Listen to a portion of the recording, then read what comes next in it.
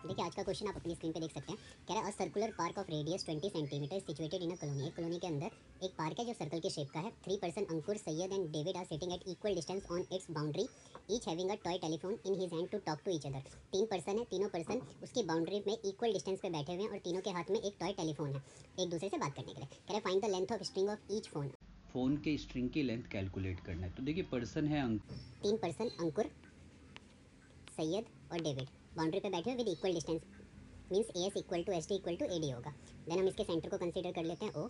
ये हमने सेंटर ले लिया ओ। अब यहाँ पे अगर हम देखें तो फर्स्ट ऑफ ऑल हमें पता है कि ए एस जो है वो किसके इक्वल है, वो ए डी के इक्वल है और वो एच डी के इक्वल है। इसका मतलब triangle A S D is an equilateral triangle. ये एक इक्विलेटरल ट्राइंगल बन रहा है,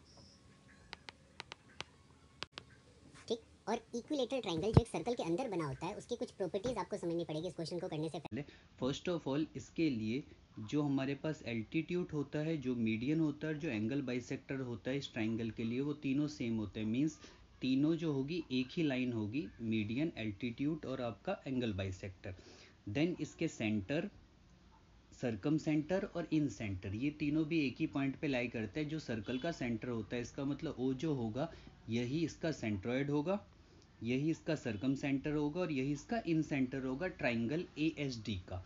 तो इसके अलावा हम जानते हैं कि सेंट्रॉइड होता है, सेंट्रॉइड मीडियन को 2:1 में डिवाइड करता है। दैट मीन्स अगर हम देखें तो इस पॉइंट को अगर मैं पी ले लूँ तो ए ओ अपॉन में ओ पी हमारा 2:1 हो जाएगा। यहाँ पे ए ओ जो है वो रेडियस 20 मीटर हमें गिवन है, तो इसका मतलब ए ओ की जगह हम 20 पुट कर सकते हैं, तो अपॉन में ओ पी यहाँ से कैलकुलेट हो जाएगा। तो ओ पी की जो वैल्यू आ गई वो हमारे पास आ गई 10 मीटर। तो फाइनली अगर आप देखें ए पी जो टोटल होगा उसकी लेंथ जो हो जाएगी वो 20 + 10 मीन्स 30 मीटर हो जाएगी। और ए पी जो है वो इस ट्राइंगल 90 डिग्री का एंगल हो जाएगा। तो हम इसके अंदर पाइथागोरस यूज़ करके और यहाँ से ए एस की वैल्यू कैलकुलेट कर सकते हैं। उसके लिए मैं लेट कर लेता हूँ ए एस जो होगा वो सपोज कर लीजिए x हो गया, तो एस पी की जो वैल्यू हो जाएगी वो x/। ए एस का स्क्वायर इक्वल हो जाएगा एस पी के स्क्वायर के प्लस ए पी के स्क्वायर के। ए एस हमने लेट करा एक्स, तो एक्स स्क्वायर हो गया। S P x/2 means x²/4 हो जाएगा। Square minus x²/4 equal to A P. और ए पी ऑलरेडी हमें पता है ए पी की वैल्यू 30 मीटर है, तो 30 का स्क्वायर हो जाएगा।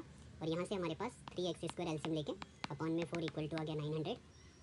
और एक्स स्क्वायर की जो वैल्यू आ गई वो आ गई 900 इंटू 4 अपॉन में 3 से इसे कैंसिल कर दीजिए 300। तो एक्स स्क्वायर हमारे पास आ गया 1200 और एक्स मीन्स लेंथ जो आ जाएगी स्ट्रिंग की वो 1200 आ जाएगी अंडर रूट के अंदर, जिसको जब हम कैलकुलेट करेंगे तो वैल्यू आ जाएगी हमारे पास 20√3 मीटर बन जाएगा। इसका मतलब जो स्ट्रिंग वो यूज़ कर रहे हैं उनकी लंबाई मेरे पास क्या हो जाएगी 20√3 मीटर हो जाएगी।